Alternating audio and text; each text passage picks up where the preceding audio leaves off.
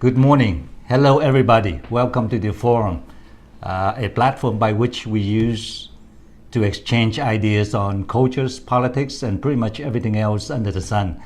My name is Sun Nguyen, and with us today is Rudy Peters. Rudy, a candidate for U.S. Congress representing District 15, which includes Union City, Haywood, Castro Valley, San Lorenzo, Dublin, Suno, Pleasanton, Livermore, and Livermore, and half of Fremont. and half of North Fremont. Yeah, pretty much. I think the boundary is about north of Maury Avenue. Good, great.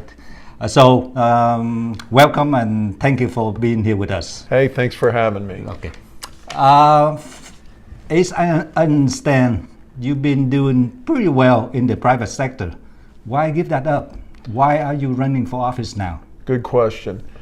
So, I did, have my own company, and mainly it's a certified disabled veteran-owned company. I got injured in the Navy, active duty. But I got to a point where, the politics and the lack of representation in this district has just gotten to an all-time high. So what I did, talked to my wife, prayed about it. It got to a point where, a lot of Californians are moving out. Yes. A lot of older people and that's been here for generations are just gotten to a point and got fed up with being overtaxed, overregulated. And, their children are unable to buy houses here. Their grandchildren are struggling to buy houses. So, I got to the point where it's either give up and move or stay and fight for what I think is right. Right. And I've got a 13-year-old daughter still in middle school. I've got a son that's a police officer in San Jose, and they just had our first grandchild a couple weeks ago. So it's really not a good I don't want to move, and I shouldn't have to move. And I think there's a lot of people, good leadership type of people out there that need to get involved in politics, really at the city and at the state level. And to me, it's not about us against them. It's not about Republicans against Democrats. That's what the problem is. We watch the Kavanaugh hearings. Right. It's not about what's right for America, what's right for our district. I'm not a career politician. I've got a lot of experience in industry. I've ran, up to $100 million government programs. So when I decided to run and pull my papers and file as a candidate for this upcoming 2018 election, I had to shut down my business because my business mainly is a system engineering company, and my main customers are the federal government. Is it because of conflict?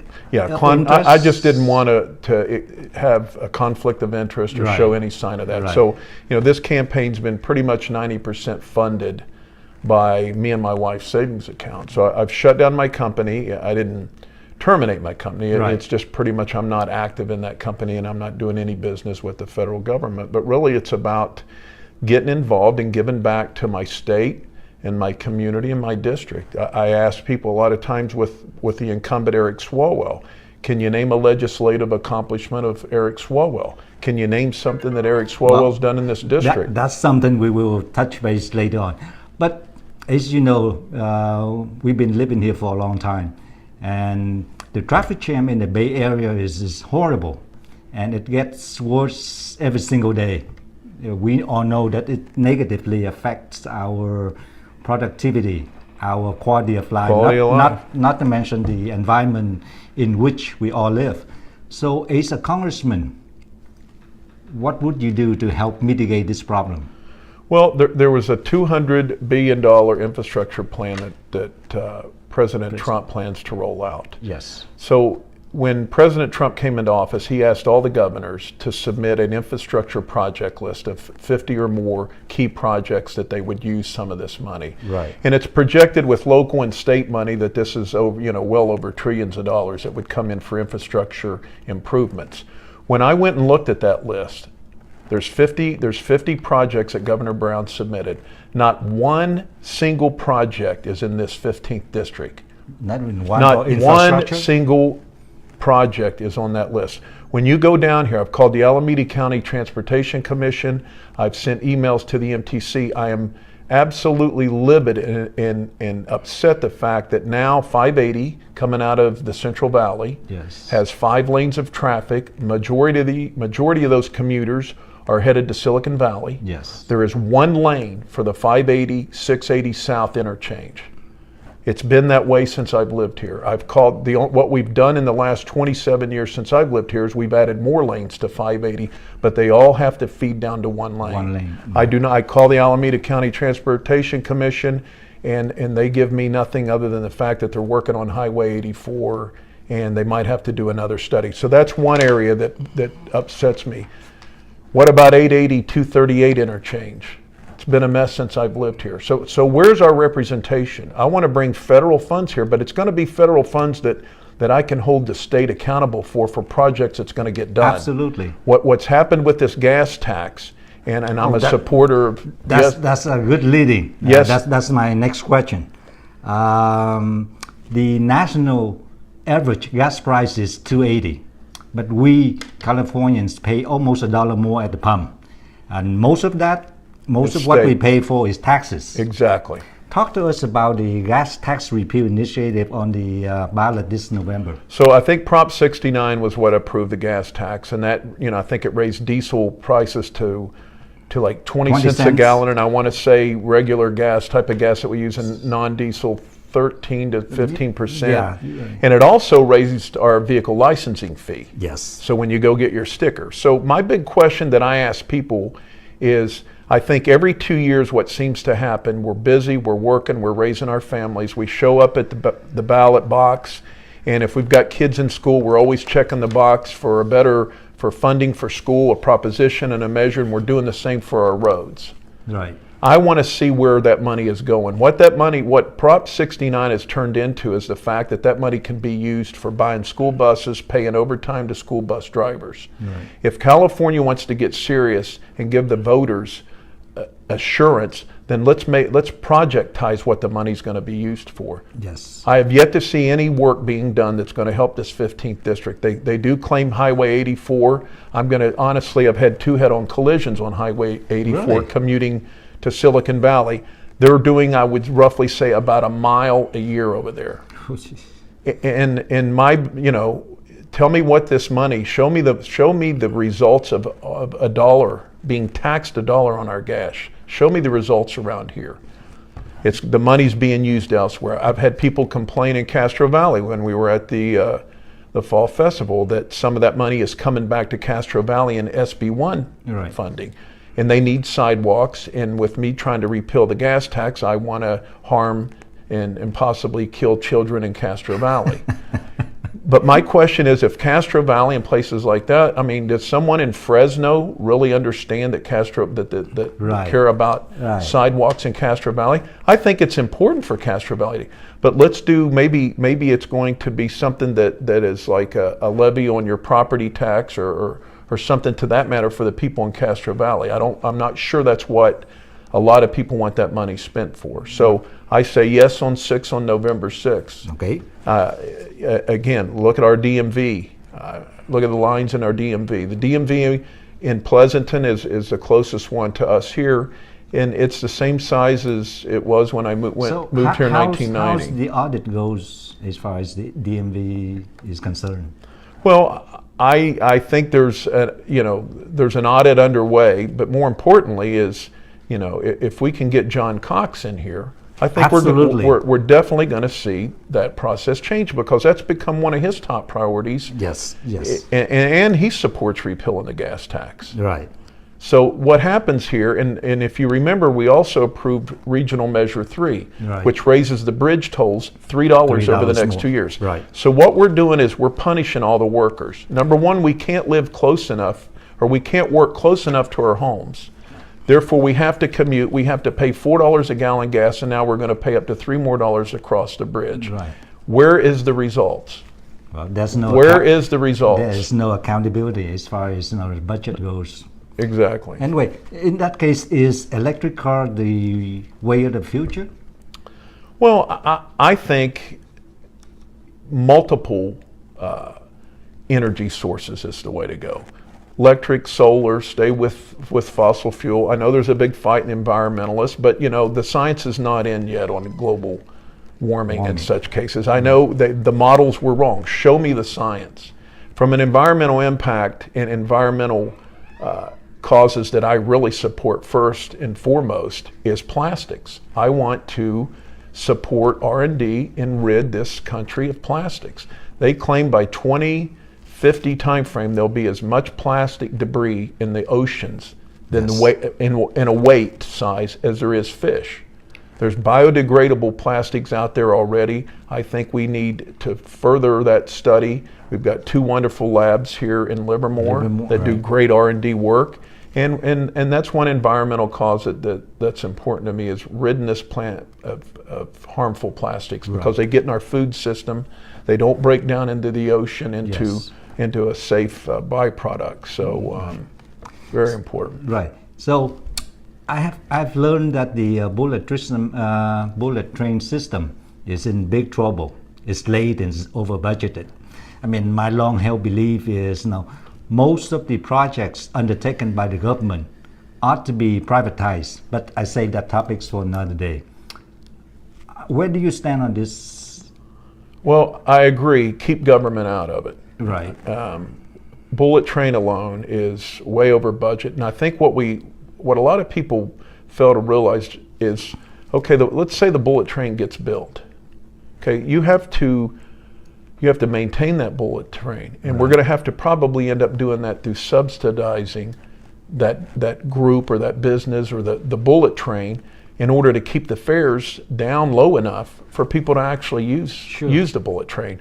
I mean, you can fly out of here Southwest anywhere from depending on the day, from $30 to $75 round trip to Los Angeles. Right. So now, the bullet train cost just keeps going up and up. And then there's the piece that if it is built, it's got to be maintained, it's got to be updated. And where's that money going to come from? I don't think the fares alone is going to support the bullet train. No. I think it's an absolute waste of taxpayers' money. And there's federal dollars in that, involved in that bullet train. And I will stop that. Okay. I will go out of my way to stop any federal funding supporting the bullet train. Right. We need dams here, and we need our roads and our infrastructure and our bridges upgraded. That's where the money needs to go, not to the bullet train. Okay. Let's switch to another topics.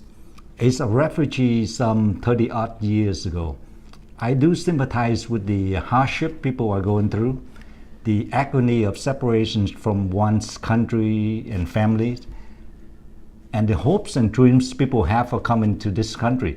But sanctuary city, sanctuary state, where do you stand on this? Well, I'm not for sanctuary cities or state. And what's ironic is I talk and walk a lot of neighborhoods, and I ask a lot of people, do you support sanctuary cities? And I've yet to find anybody that supports sanctuary cities. We've got a whole issue alone with immigration that we need to, that we need to kind of address. But to me, in order to address any immigration, is we have to secure the border. Yes. And it's not just from South America and people coming through from South America. There's drugs coming through there. There's terrorism and terrorists coming through there. Right. And I ask people, do you lock your car?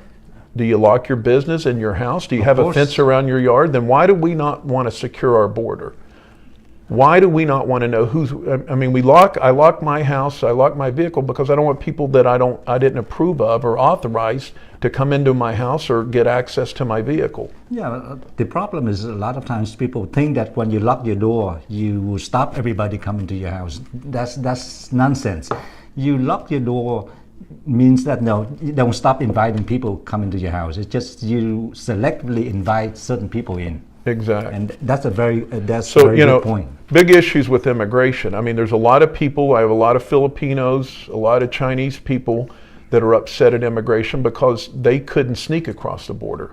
Really? They couldn't swim that far from the Philippines. Mm-hmm. So they came here legally. I'm for legal immigration. Sure. But I'm for also expediting that process. It shouldn't take someone 8 to 10 years to come here legally. That's not fair. Right. But what we have to do is, before any immigration, is we have to secure the border. Right. We have over 250,000 illegal immigrants in our penal system. Sure. And in California alone, it's $71,000 per person. I mean, let's take, and again, you have to secure the border to me before we can address immigration. But let's say the border did get built and we get our border wall that we were promised by President Trump. You know, one thing I support is that we go through the prison systems and we return prisoners to their country of origin. We provide them transcripts of all the court documents, their sentencing hearings, and what they were sentenced for. And we tell that government or that person's country of origin, you know, here's all the documentation and why we locked this person up. And if you want to release them back into your community, that's your prerogative. But if they step foot back into America, right, we're going to apply very harsh sanctions. Sure. So imagine in California alone, you know, 71,000. Not all prisoners, illegal immigrants, are in California, but look at the savings there. Right. Tremendous. $75,000. We've got over 500,000 people here on expired visas. Now, we allow you to come to our country to work. We allow you to come over here on a tourist visa or a student visa, but you do not respect our law enough that at the time your visa ended, to reapply or leave the country. Right. I think for those people, we give them 9 months to a year, and they need to either, you know, reapply for their visa or they need to leave the country. Right. Oh, I would love to see that all the homeless problems being taken care of, because I understand that now a lot of them are veterans and a lot of them has mental issues. I mean, that's one of my priorities. I want to stand up mental health facilities at the county level. There's 25% of all homeless are in California. California spent $5 million alone, or $5 billion, I'm sorry, in 2017, 2018, and they just added $600 million more to address the homeless population. I think there's issues here. There's people that have mental illness, right, that need to be not locked up, but need to be in an environment that's safe for them and not sleeping in a tent under a bridge. Right. I think there's a big, large majority that have drug addiction. Mm-hmm. And I support not only a rehab program for those folks, but what we have to do, it's a follow-on to that. So we bring a person in, we counsel them, we give them, I'm just saying someone addicted to drugs, we give them an opportunity, we rehabilitate them, we give them the skills needed to stay off drugs. Now, what do? We return them back to society. Mm-hmm. Some don't have families, no family support. Some haven't worked for years. I think what we need to do, and this program exists because my son took advantage of it. It was called the Cypress Mandela program up in Oakland. Mm-hmm. And what it does, it brings in individuals free. I think it's paid for a lot by some of the trade unions. I'm not sure where all their funding, but it's a 6-month process. They do drug testing. They make them wear some sort of uniform, but they spend 6 months going through all the trades. Right. And then what happens is a lot of labor unions and construction type people or companies will come in and hire right out of that program. Yes. There needs to be a follow-on program.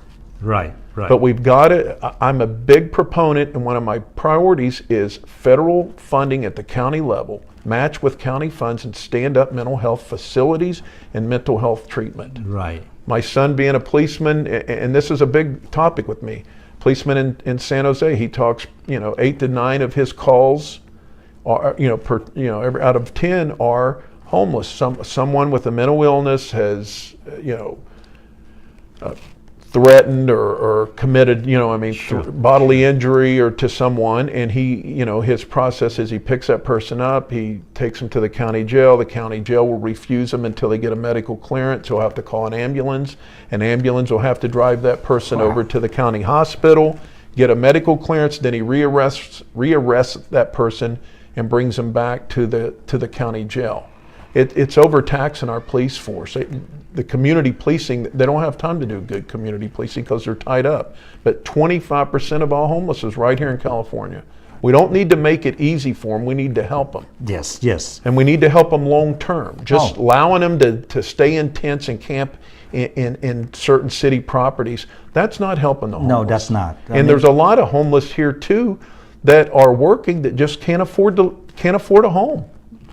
And that's my other big idea. Why is all of Silicon Valley, why can't those companies expand out here in the 15th district between here and Castro Valley? I don't understand that. That's right. I mean, Of course, we have to encourage small businesses. We know They're the backbone of this backbone country. of the country. But what can we do to attract big corporations to this side of the bay? Well, two things. We have to change the regulation. I think it's Prop 30. Don't quote me on that. But we raised over, we imposed over $0.2 billion on businesses here. There have been over 2,000 businesses that's left here that we know of. Right. And the reasons for leaving is overregulated, overtaxed, and quality of life for their workforce. I mean, you've got people that are driving from the Central Valley down to Silicon Valley. They're spending up to 4 to 5 hours on the road every day. Right. We've gone from number 1 in quality of life to number 50th.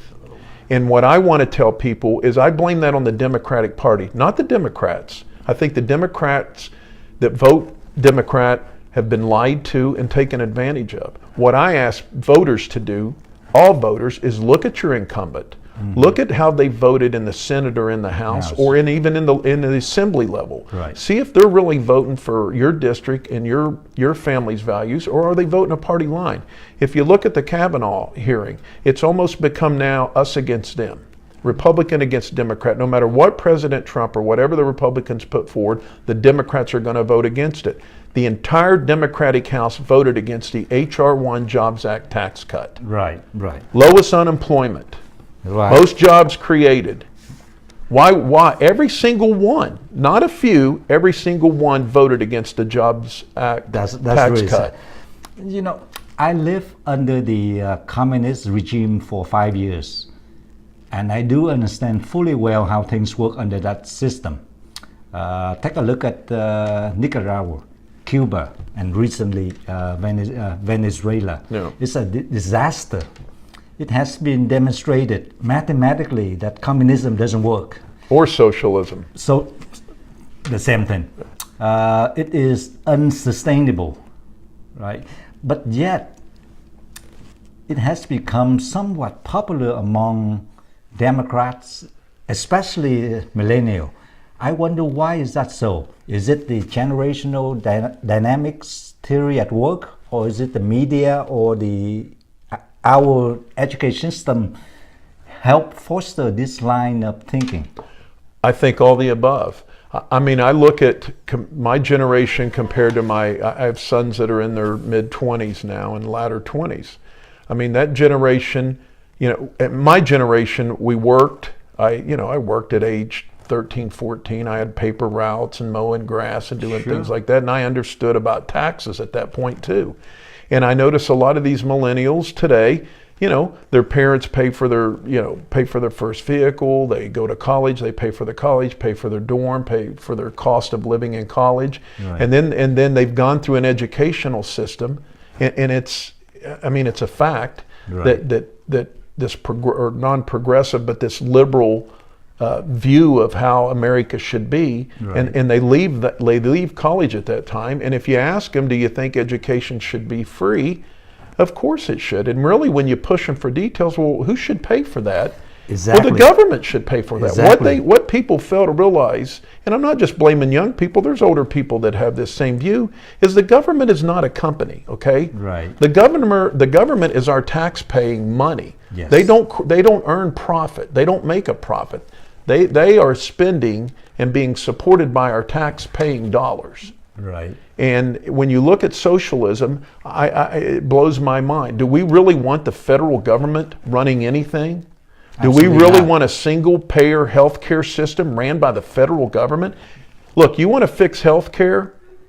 Don't allow these states to force out insurance companies. Don't let these states work with insurance commissioners where we only allow 1 or 2 in here to do business. Right. Look at car insurance nowadays. All you see on commercials is all, Geico's, Progressive, State Farms. They're competing for our business. That's how the healthcare system would survive and bring down costs if everybody could compete across all 50 states and territories. Well, it's always good for consumers when there's competition. Exactly. Always. Right. Exactly. I often wonder, whatever happens to, you cannot help the wage earner by pulling down the wage payer, or you cannot make the poor rich by making the rich poor.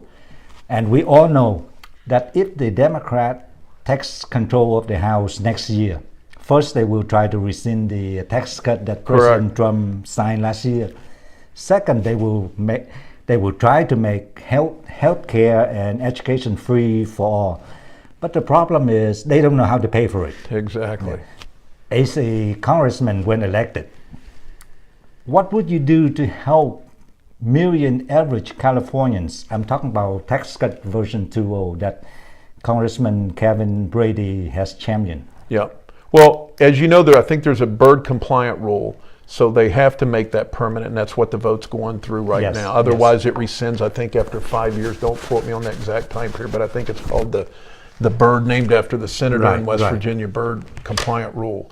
So, you know, if you look at California alone, I think it was Prop 55 kept in place that 13.5% or 13.3% tax on the high earners. The top California earners here pay 47% of the state tax. Right. That's not fair. No.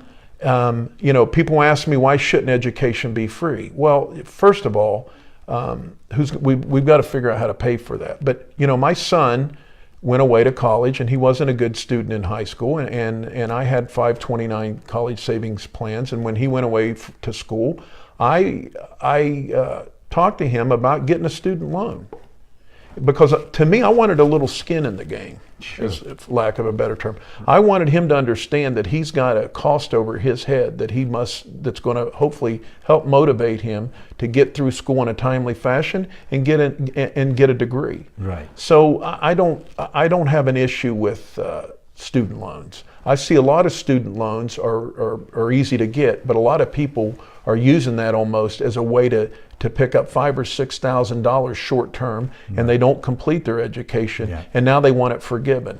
I don't believe. That's not fair. Now, I don't have a problem if there's a way that a person finally the ultimate goal to me in student loans is to get some certificate or some degree. Right. And if they accomplish that, maybe they get a break in the sense of maybe it's a lower interest rate as opposed to someone that hasn't finished or just took the money and never went back to school or even went to school. Right. I mean, there's got to be some penalties for using that money, but I don't think education should be free.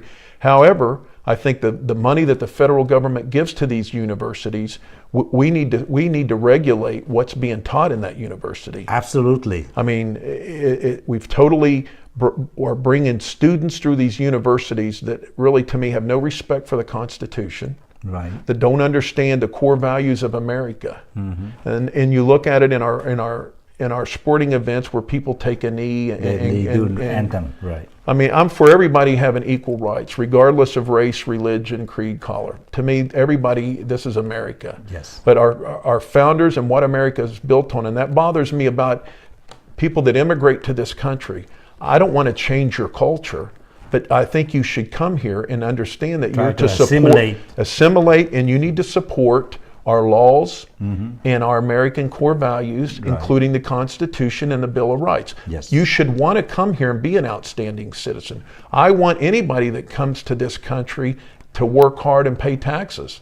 But when you look in just California alone, 50% of the immigrants here in California are on public assistance. Fact. I look at crime. People say, well, it's not it's not the illegals committing crime. 95% of the warrants issued for murder in LA County are by illegal immigrants. 95% of the warrants issued. So there's a problem there. It is. You can't fight, to me. People can say anything. Go look up the statistics. I'm not making this up. But the problem is a lot of times when you cite these statistics, people always call you racist. They do. And I mean, I really want to appeal to Democrats. I know that sounds weird. In my district alone, I'll just pick on Alameda County. As you know, the 15th district actually goes all the way up to San Ramon. So I actually cross the county line. Of San Ramon I as do. Well. But in Alameda County alone, there's roughly 62,000 registered Republicans. Yes. There's about 98,000 registered no party preference, which is kind of the old independents to a point. and then there's 165,000 registered Democrats. So only 18% of the Republicans showed up to vote in the primary. But even if every Republican showed up, I have no chance. Right. And what I ask is, go look at my stances. If there's a stance that you don't agree with, let's not argue about it or blast each other on social media. Send me an email if you want to meet and talk with me, or maybe you have a better idea.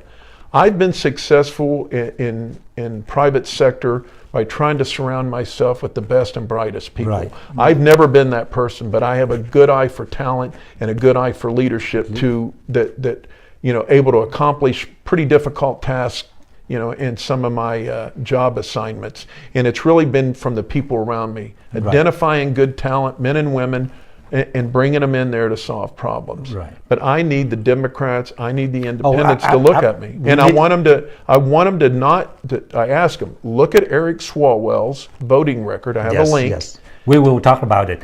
Going back to the free education, there's a study a couple of years ago, I read it a long time ago. It shows that, the dropout rate is much higher when tuition is free. Is that real? Yeah, I haven't seen that, but previous administrations have called China out for unfair trading practices, for stealing our technology, for the illegal construction of artificial islands in the South China Sea. But sadly, none took any action. This administration has done something about it, which I'm very happy. What say you? Well, two issues. One of my priorities is the theft of our intellectual property. Yes. China's not the only one that steals our intellectual property. But the main bad actor. They're a big actor. Right. There's Russia and there's other countries stealing our intellectual property. I support smart tariffs with smart deregulation. Okay. And what I mean by that, in the 70s and 80s, America was dependent on foreign oil. Right. And we were at the mercy of the Middle East. Right. We were being held, not accountable, but we're being held up pretty much by the Middle East and how they controlled the OPEC, controlled oil prices. We now are on target in 2018 to be oil king of the world. Yes. So give us a chance. When President Trump went out and talked about, the 25% tariffs on steel from China and I think 10 or 15% on aluminum. The markets immediately, the economists, everybody starts screaming how that's bad, that's terrible. I remember that. Look, give our Americans, give our steel mills a chance. I think what's going to hurt us the most, and what's hurting us too, is a lot of these companies that want to expand and maybe get back into the steel mill business, they're a little bit hesitant because they don't know what the future after 2018 is going to be. Yes. If you and I own several steel mills, and we've shut down several steel mills over the last 20 years of what's happened with our trade imbalance, we're going to be somewhat skeptical about, do we go out and invest a lot of money and open up our additional steel mills? Because what if President Trump's not elected in 2018, or I'm sorry, 2020? Are we going to, and it's a Democrat, are we going to revert back? But give us a chance. I tell people, there's people in America that want to work. You feel better about yourself when you work. You've got more pride in yourself when you work. Yes. And we all can't work in high tech. We all can't be Uber and Lyft drivers. Why can't we manufacture? Why can't we make shopping carts? Why can't we make barbecue grills? Those are jobs, and there's people that don't want to go to college, that have no ambitions to go to college, that would love those manufacturing jobs, would like to live in a neighborhood close to work where they go and do 8 to 10 hour day, whatever the work day is, go home, take their children to their, extracurriculum activities, band and football, things like that, go on vacation every year and live in a nice community. Sure. I mean, we need those jobs back. Right. NAFTA was a big issue with taking a lot of those jobs south of the border and elsewhere. I mean, China, what we don't realize about China is they spend a lot of lobbyist money and bring a lot of money here for regulation. The tougher they can make it on America to compete in manufacture, where does all that work go? Right. It goes to China, Malaysia, places like that where it's cheaper. We've got to stop that. Right. And I think President Trump is doing a great job. I think China and Russia's economy right now is hurting. China had a lot of big projects in Pakistan, ports and putting rail systems in, and they've stopped funding those. They're having to stand up their private banks. Right. I want to be a good trade partner, but we need to, it's got to be fair trade. Yes. I know that's kind of the cliche word. It's got to be fair. Absolutely. I mean, we need those jobs here. Those are good middle class jobs. What we've done in California is run the middle class out of here. So how do we stop China's expansionism in the South China Sea?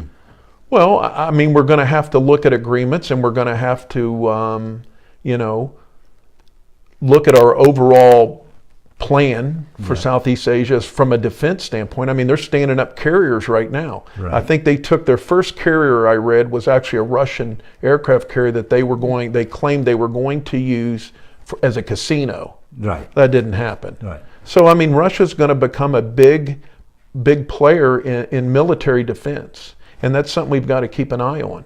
I see. Not only Russia, I mean, you look at Russia, and we talked about that, you know, with Germany, President Trump was there talking about the fact that Germany's buying oil from Russia. Yeah, and yet we're part of NATO trying to defend them from Russia. That's got to stop. That's crazy. He has every right to call those people out in NATO. Last question.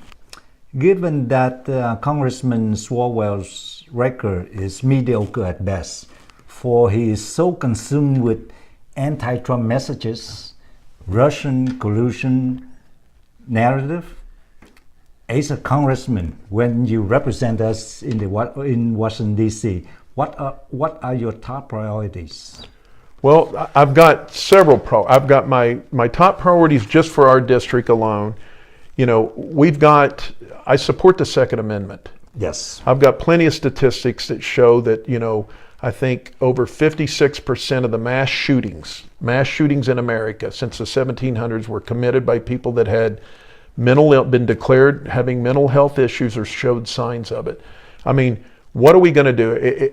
What happens in Congress is the fact that when there's a school shooting, the Congress gets together and, to me, comes up with some Band-Aid approach, limiting the amount of bullets, trying to minimize which guns could be used. I've yet to see one of these mass murders claim that had they not had access to an AR-15, which has been around since 1963, they would not have went on this mass shooting. Right. Less than 3% of rifle-type firearms have committed murder. So it's not a big issue, but it's played to be an issue. So let's revert to our most precious thing to me is our children. Okay. I've got a daughter over here in middle school. I think about every day what would happen. I can go over to her school right now and walk up to a classroom. Now, hopefully the door's locked. And the school board has done they do have some security and defense mechanisms that they don't want to announce, and that's good, just as a deterrent. But I want to make our schools a hard target. I want to put a uniformed police officer in every school. We have resource officers here in Livermore 4 days a week at the high schools, but I want to put an active duty, not a retired sheriff, not a retired military person, not a security guard, a police officer, woman or man that was going to respond when that active shooter from that department. So would you support the teachers? No, absolutely not. I've reached out to 2 police chiefs and several board members.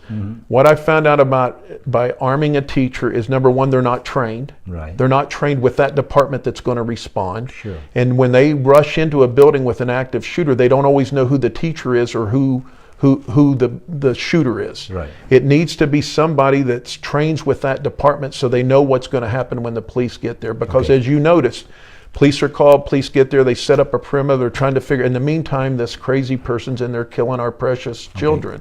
So if someone has a plan for murder, 60% of the time they're going to be successful. Some people if you're committed on committing harm or a mass murder and you have a plan, you're going to be 60% successful. And those people you can't always stop. I mean, I look in Canada where they had a van that ran on a sidewalk and killed 8 or 9 people. Are we going to outlaw vans? Do we need a van? Is that an assault van? I'm not making fun of it, but we've got to protect ourselves. You go to a Raiders game or a concert, you're frisked, you can't take in a purse. Lady has to have like a clear purse. Right. We've got to use that at our schools. We've got to make them a hard target. Other things I want to do, I talked about increasing mental health facilities, Sure. and not only facilities, but treatment here at the county level. I want to form a business coalition with the mayors and the city governments of all the cities and towns in this district, and figure out what we can do to incentivize companies to expand out here. Silicon Valley companies, and at the same time, what regulations that are hurting manufacturing type jobs. Okay. I want to stop the American theft of our intellectual property. Sure. I want to sponsor the environmental legislation for ridding the environment of harmful plastics. From a national standpoint, I want to secure the border. Separate borders. I want to separate border security from immigration. Okay. I don't think it should be part of the deal. Whether it's DACA or not, that's a whole nother issue. Until that border is secured, to me, I don't know how and why we're addressing immigration. Right. I mean, we've got a boat that's leaking water, and we're talking about how to bail it instead of stopping the water from coming in. I want to protect the Second Amendment. I've talked about deporting illegal aliens that's committed felonies and violent crimes, returning them to their country of origin. Deficit reduction. Everybody's forgot about the deficit. $20.5 trillion. It's going to go up 50% in the next 10 years. Right. We've got to address that. We need a balanced budget amendment. We've got we need to enforce actually the Congressional Budget Act that was instituted back in the 70s. I want to protect Social Security and ensure solvency and sustainability. Mm-hmm. One way to keep Social Security and pay Social Security is quit stealing the funds from Social Security. Right. Number two, more people working, more people paying. More right. people paying taxes, more people paying in Social Security. In the 40s, the ratio, I think in 1945, the Social Security ratio was 4 people paying for everyone Originally withdrawing. 16 to 1, then 4 to 1. I don't now know. we're down to 2.8 to 1. 2.8 to 1. Okay. Yeah. Healthcare. I want to create markets for inexpensive, renewable policy. Everybody should have the right for a policy. Okay. Regardless of if they've already have a health care or a health problem, they should be able to obtain and renew that policy. That includes the pre-existing condition? Exactly. Okay. We need infrastructure. We need federal funds to repair. We've talked about our failing roads around here, our bridges, our power, water, big issue. And education. I want to fund and support our teachers' school choice and college financing options. And one big thing that I noticed that President Trump's daughter is very Ivanka. Mm-hmm. Ivanka is very active in is prison reform. Vocational programs. I look at prison reform, think about it. You get convicted, it's a felony, you go to jail for a nonviolent crime. I'll just pick on drugs. You got mixed up and you were selling drugs and it was a federal crime. Yes. So to me, you get out of jail, you have a felony on your record. What are your chances here in California of being able to get a job to support your family with a felony on your record? Very low. So I think what has to happen for prison reform, when a person submits, is taken into the prison system, and I think it almost has to be like a career counselor that needs to be involved and look at this person and say, look, you were sentenced to 5 years for this felony. It's a nonviolent crime. Mm-hmm. We're going to work with you, and we're going to find out. We found out that you haven't completed your high school diploma, so we have a career plan and an opportunity for you to take advantage of. You follow these steps. You take these classes. You pick one of these type of work programs in the prison system. Right. And if you keep, maintain your behavior, mm-hmm. when you get out, we're going to have a review panel, review your record while in prison, and you could be in this program where we are going to release you without that felony on your record for 1 year. And you're going to check in kind of like a parole board, and you're going to come back here in 1 year. You're going to be drug tested randomly, right. And if you leave this prison system and you're working and paying taxes and you haven't committed any serious crimes, we're going to abolish that felony from your record. Right. And now they're working, and what are they doing? They're paying taxes. Mm-hmm. They're paying into Social Security, and we're increasing our base just like any business. You want to lower your overhead, increase your base. Right. So that's something else I'm very passionate about. Okay. We need to when I look and watch these Kavanaugh hearings, look at all the time we're wasting, and it's a very important position, the Supreme Court. I mean, to me, that's right there, probably almost as important or more important than the president. Right. I mean, that is our defenders of our Constitution. But Where is our representation when we're not worrying in these hearings, or when it's not us against them? Right. What's being done here in our district? Can you name anything that's being done in our district to help the people that live here in this district?